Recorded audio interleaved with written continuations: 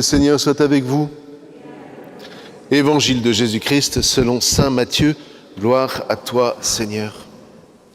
En ce temps-là, les disciples de Jean le Baptiste s'approchèrent de Jésus en disant « Pourquoi, alors que nous et les pharisiens nous jeûnons, tes disciples ne jeûnent-ils pas ?»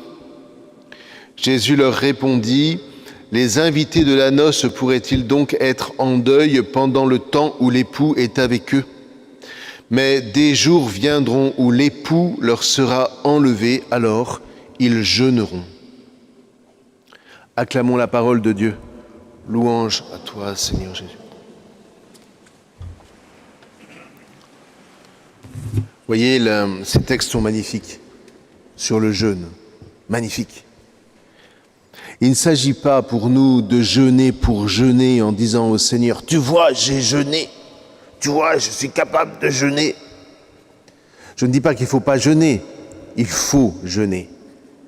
Mais il faut surtout donner un sens à ce jeûne, frères et sœurs. Un sens. Et ce sens, c'est que le jeûne doit dilater ton cœur. Le jeûne doit dilater ton cœur. Le manque que tu ressens en toi, comprends-le, interprète-le comme cette soif de l'âme. Cette soif de l'âme qui va faire que, par exemple, voyez, aujourd'hui, si on jeûne, pour les plus jeunes, bon, pour la plupart d'entre nous, c'est peut-être moins le cas, mais ça fait rien. Le jeûne d'écran. Le jeûne d'écran, qu'est-ce que ça produit ? Tout d'un coup, quand je décide de ne pas allumer mon écran, eh bien, il se produit cette chose tout à fait étonnante, qu'un espace s'ouvre devant moi. Et voilà que je me mets à penser à telle ou telle personne que je pourrais aller visiter. Je me mets à penser à telle ou telle chose que je devrais faire, que je remets toujours au lendemain, mais parce que mon écran est éteint, parce que je décide de jeûner de cette technologie qui a envahi ma vie, je décide de jeûner et tout d'un coup, je découvre le mystère du temps. Le temps m'est redonné. Combien de fois j'entends de votre part, mais aussi de la mienne, « J'ai pas le temps, j'ai pas le temps, j'ai pas le temps ». Enlevons les écrans et nous verrons que le temps n'a jamais fui. C'est nous qui avons fui le temps.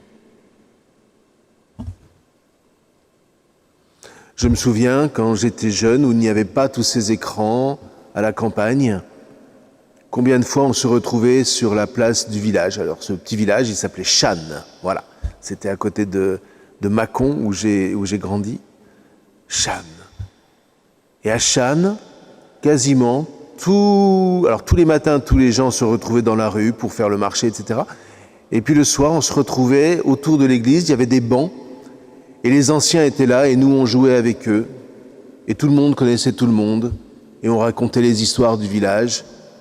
Et on rentrait chez soi, on était nourris de cette présence. Parce qu'il y avait un jeûne qui était naturel, on ne vivait pas pour soi, on sentait qu'on avait tellement besoin d'être les uns avec les autres. Voilà. Voilà ce que notre monde technologique a oublié, ou a voulu, ou veut nous faire oublier. Et voyez, s'il fallait trouver aujourd'hui un sens spirituel au jeûne qui nous est rappelé par l'Église, ce serait sans doute celui-là. Le jeûne que je préfère, ce n'est pas ton bol de riz, encore que si le bol de riz, tu le partages avec des pauvres, là, ça a du sens. Si ton bol de riz, c'est un moment que tu offres parce que précisément tu renonces à tes écrans, alors oui, ce bol de riz a du sens et je l'accepte comme un jeûne, comme une offrande. Mais ce n'est pas le bol de riz pour le bol de riz, ça n'a aucun intérêt. C'est même pas le poisson du vendredi qui n'a plus aucun sens aujourd'hui. Aujourd'hui, si vous achetez une truite saumonée le vendredi, vous voyez. Non, ce qui est important, c'est de revenir à l'essentiel, de revenir au sens. et de sentir vraiment, parce que franchement ça se sent, sentir la joie d'une disponibilité qui se dilate dans nos âmes. Eh bien c'est ce que je nous souhaite pour ce carême, que le Seigneur nous ouvre le cœur en nous rappelant ce qu'est la vérité d'un jeûne que lui-même agrée. Amen.